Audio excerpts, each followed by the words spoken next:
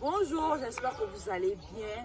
On se retrouve aujourd'hui pour une nouvelle vidéo. Cette vidéo a pour objectif de faire le résumé du cours production et son de l'image. Je vais vous faire le résumé du cours production et image de son sous forme d'un cube.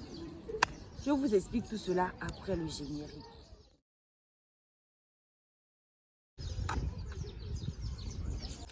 Pour commencer, je vais vous parler des mouvements de caméra.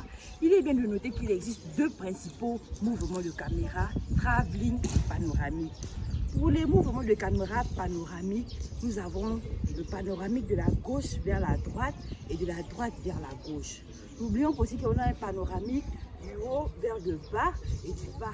Il est un mouvement qui consiste à ce que quand le sujet avance, le caméraman recule et lorsque le sujet fait quelques pas en arrière, le caméraman avance. Donc, on peut résumer que c'est un mouvement qui se fait de l'avant vers l'arrière. Comme autre outil technique, nous avons la lumière.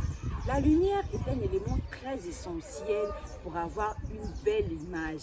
La lumière peut être artificielle comme elle peut être naturelle.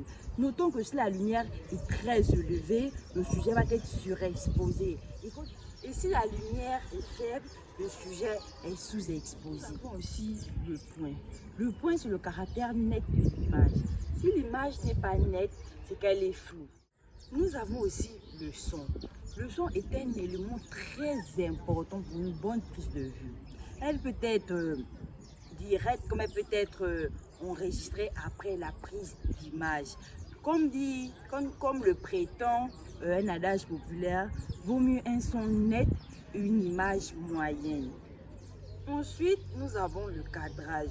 Le cadrage est un écran rectangulaire divisé en 9 parts, dont 2 lignes verticales et 2 lignes horizontales.